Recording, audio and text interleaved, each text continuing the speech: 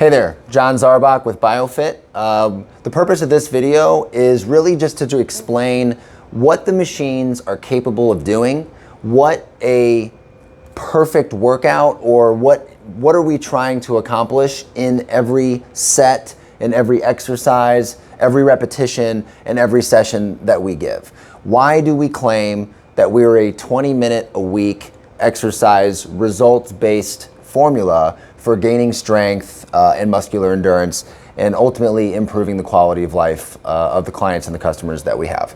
So without getting super nerdish and deep into the science, I just want to give kind of a layman's or a civilian's understanding of like what it is that we do, how do we do it, and why does it work. So for every single exercise that we do, we are trying to bring every muscle group to failure, momentary muscle failure in one set. How do we do that? We do that by maximizing your time under tension, giving your body the ability to use its muscles and use its biomechanical range of motion to maximal contraction throughout your specific range of motion, right? We achieve the momentary muscle failure by getting you to what's called a 40% inroad, meaning that you are 40% fatigued. You are only able to, at any given time of the repetition or of the set, you are going to, at your maximum ability, only be able to produce 60% of your 1 rep max. Or more plainly, if you are at the strongest point of a chest press, if you can do 100 pounds of force on your first repetition, your second repetition, you might only be able to produce 90 pounds of force. Your third, you can only produce 80 at your strongest point. Your fourth repetition, you're producing 70 pounds of force. And on your fifth repetition, you are at your strongest able to produce 60 pounds of force. Every repetition that you do, you are becoming 10% tired or 10% inroaded, rep over rep over rep. And so when you are 40% tired based on your maximum 1 rep max capability, that is what we call momentary muscle failure. That is the point in which your brain and your muscles no longer have a connection in which is to produce a productive repetition. At that point, that is when we stop the exercise. The algorithm on the machine that I'll show you in a few minutes tells us exactly when that point is, so you don't ever have to worry about doing more than you absolutely need to in order to provide an adaptive change for the body. We do that inside of a 60 to 90 second set, meaning we want you to have the maximum time under tension at a maximized contraction of any particular muscle group that we're trying to target. And we want you to have, at a minimum, 60 seconds of actual exercise time or stimulus, but we don't want you to go any more than 90 seconds because most human beings cannot give all of themselves. They cannot maintain maximum exertion of whether it's running, swimming, biking, or strength training longer than 90 seconds without getting to failure.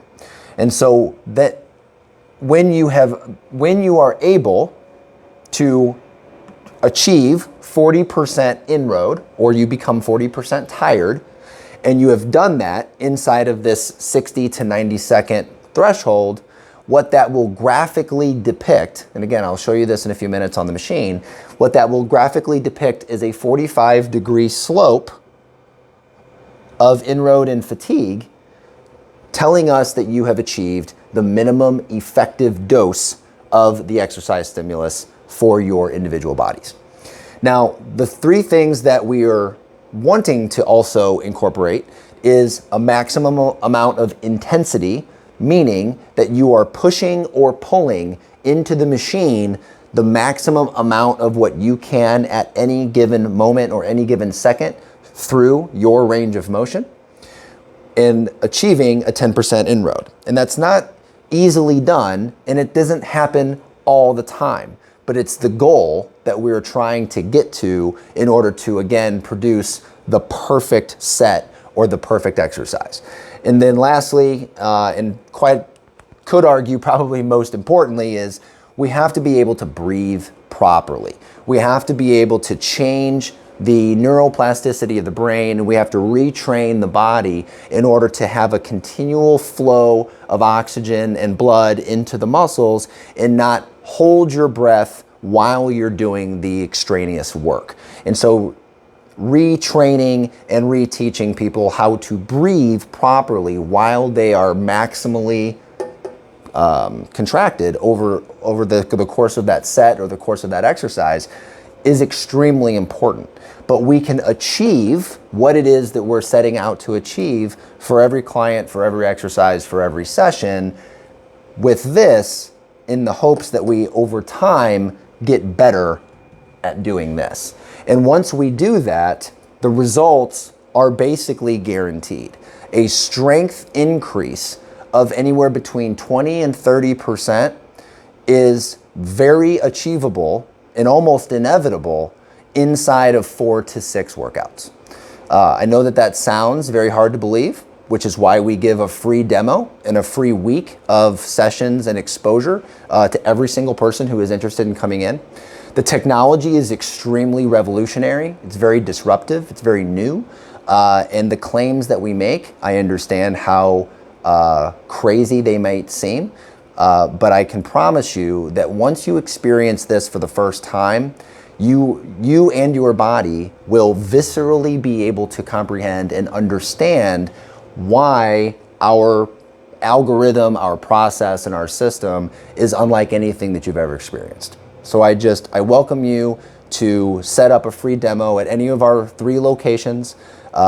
Bring all of your questions, bring all of your skepticism. We can't wait to see you. So welcome to part 2 of our adaptive resistance exercise machine BioFit tutorial. So what I'm going to show here today is just basically a very brief overview of what the big 3 exercise looks like, or the big 3 workout. The big 3 meaning that we are going to conduct 3 compound movements for the chest press. So for the chest, the back, the pecs, the triceps, for a pushing movement. Then we're going to do a seated row. We're going to do the row for the back, the arms, and the traps. And then we're going to do a leg press for basically everything else below the waist. And we're going to do each one of these to failure, momentary muscle failure, like I spoke about before. And I want to show you, how do we know when you are at muscle failure? Because you feel like you're at failure very quickly, but much sooner than what your body is actually capable of doing. So once we get started, one of the things that I try to remind all of our clients is that once we push the start button, there are only 2 ways that we stop the exercise. There's only 2 ways out, so to speak. There's quitting, which is a mental giving up, and then there's failing, which is a physical inability to produce productive force generation anymore into the machine. And again, like you saw in our first video, we have the algorithm and we have the process and the system in order to know when to do that. So what I'm going to do is I am going to conduct a workout, a chest press set to failure, and I want to be able to show you what that looks like and explain what it is that you're seeing on the graph so that you know how are we capturing this information and how are we using it productively to make sure that you're getting the best of what it is that you are coming to get. So as you can see, I am logged in to my specific profile, and I have already set the range of motion biomechanical settings so that the machine already knows exactly where it is that I need to be in order to do the perfect repetition every single time. So there is no way for me to do this incorrectly in order to hurt myself. So the machine, you push as hard as you can or as hard as you want to into the machine. And as you can see in the blue box, the force box, the numbers are constantly changing. And the reason why the numbers are changing is because my ability to produce force is contingent on where the moment angle is of my elbow. And so depending on how far away my hands are from my body, my ability to produce force or the weight in which I can push changes. And as you can also see, my ability to produce the force is continually going down until I get to that 40% inroad or that 40% fatigue level. And at that point, we have achieved essentially the perfect amount of exercise stimulus that my body needs in order to have the adaptive change that we want. The adaptive change being, I will be stronger next week and I will have more muscular endurance next week. And we track that over time by simply having any previous workout that you have done in the past, and we can overlay that and show you in real time how much stronger, how much more intensity, and how much more output you are able to create every single time. Now, for the row, the machine is only ever going to move in the frontal plane. It only moves in two directions. It comes at me and it moves away from me. Now, depending on how my body interacts with the machine, that is going to determine what muscles activate in order to do the thing that my brain is telling my body to do. And so in this particular exercise, what I'm going to do is I am going to leave the previous workout that I've done on November 28th, so 3 days ago, and I'm going to have it overlay so you can see in real time how much stronger or how much better I am today than I was 3 days ago. Or if I'm not, because sometimes you're not always at your best, and sometimes because of how deeply and productively we're able to fatigue the muscle and damage the tissue, sometimes you might come in and you might not be as strong as you were last time. And that can be a result of a lot of different factors, right? Your sleep pattern, the time of day that you worked out last time or this time, or it could mean that you're not fully recovered. And it could mean that maybe you're here sooner than you should be in order to get the most productive and beneficial response or stimulus from the machine. So again, the machine is already programmed to what my specific range of motion is. And so I am able to conduct every exercise to the perfect or near perfect range of motion every single time. And so as you can see, in real time, you are able to track how well you're doing in comparison to not only the previous exercise that you've done, but any previous exercise that you have done in your past. And so when you have a PR, a personal record, or if you have a day that you have done this and you're at your strongest and your best and all of the like, we can constantly have you compete and compare with the best version of your previous self.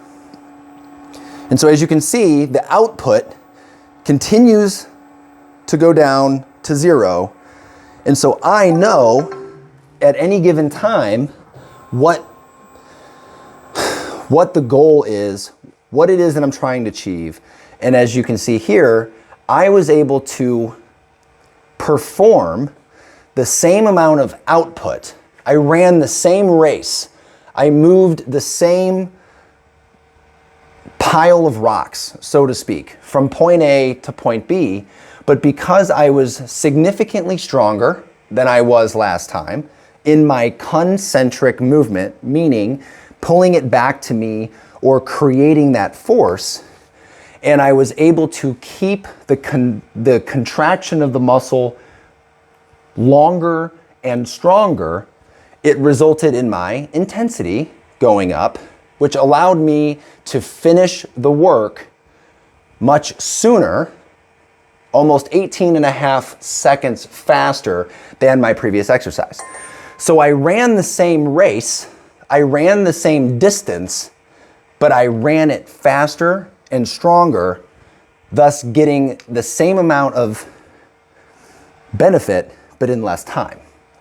And so that's one of the protocols that we use to basically force the client to have to work at their maximum capacity. Because there's what you think you're capable of doing, and there's what you can actually do given the right and the safest environmental factors in order to push yourself to whatever your body's maximum capacity is at any given time. So lastly, we will see what a leg press looks like. So the leg press works all of the muscles, not necessarily simultaneously, because again, depending on where my feet are, how far away they are from me, and the angle of where my knee is, that will determine what part of my leg, my quads, my hamstrings. Bless you. Thank you. This is raw stuff. We're not on script here. Or your glutes, or your calves, anything from the hips down, we're gonna be able to activate and fatigue to that most productive part of fatigue, okay? So I was able to, last time I did this on the 25th of November, I was able to create 2,000 units of work in 1 minute and 2 seconds. Now the rate of speed in which I am performing the repetition is 7 seconds in each direction. So 7 seconds out, 7 seconds back, for a total of 14 seconds for each repetition that I do, okay? So I'm gonna push start. We're gonna let this come back. I'm going to set my position to the point in which I feel comfortable, I feel safe, not able to extend anything that I don't want to. And on the count of go, I simply push as hard as I can. The harder I push, you'll notice the faster those numbers are going to 0. My pace is already higher, so I am already stronger, better, faster than I was previously. As you can also see, I am unable to lock my knees, which is really important when you're doing any particular exercise of a compound movement. No matter how hard I try at the farthest part, I cannot lock that joint. So there is no way for me to injure myself. There is no way that I can do this incorrectly based on what my biomechanical range of motion is. And when I'm done, even though the graph doesn't look how we had talked about before with that 45-degree slope, for obviously demonstration purposes, I was able to perform the same amount of output as I did previously, but as you can see, I'm significantly stronger today than I was doing it before. The last thing that I want to talk about is the versatility of what the machine is capable of doing in terms of how do we deliver the exercise to the body. We can do a full dynamic, concentric, eccentric, or positive, negative movement, or we can do a static or an isometric type of a movement for people that might have some type of a significant previous injury, older seniors who are 65, 70 or older, who aren't quite ready for that level of intensity being delivered into the body because they've either never felt that before or they're just not ready for that level of what their body can produce. And what we do for that, what we do for those clients is we allow them to still maximize the level of contraction of their muscles. We still maximize the cardiovascular benefit and the stimulus that they're doing, but we do it without movement. Meaning, isometrically, the machine is never going to move, but it is going to reciprocate back into my body whatever force output I put into it. And it's a one-for-one reciprocative relationship. So, the 3,000 I was talking about before, that is what I performed statically last time on the 27th of November. It took me 33, almost 34 seconds to produce 3,000 units of work. The 3,000 units of work, this output limit, it's an arbitrary number. It's an algorithm. It's a formula that the machine and this particular brand, the manufacturer, uses in order to gauge how much work has been done. So don't focus so much on that because there's no way to change that. That's kind of a fixed formula. But what I want you to focus on is the reciprocative ability of the machine to give me back what I'm pushing, and how long am I able to maintain that level of force basically over time. So on the count of go, I am simply going to push as hard as I can. As you can see, I have already performed a leg press. My legs are very tired, but I am getting back approximately 700 pounds of force back into my body, exhausting my quads, my hamstrings, my glutes, my calves, and all the like. And as you can also see, I am not on pace to do the workout or do this particular exercise faster than I did. It is taking me longer to run the same distance as it did last time, which is what is indicated by the pace. But just because you're not at your best today doesn't mean anything other than just something in your routine, something in your environment has changed. The variable has changed because you haven't set the same conditions to be successful as you did last time, okay? As you can see here, we have approximately that 45-degree slope. That is a graphical representation of me working at my maximum ability, my maximum effort, and slowly being unable to maintain what my 1 rep max is. So over time, we do that session over session, workout over workout. We can do that for any major muscle group or individual muscle group, meaning we can do a chest press where it's going to work your pecs, your front delts, your triceps, and everything else. Or we can isolate triceps, we can isolate biceps, we can isolate quads and things like that.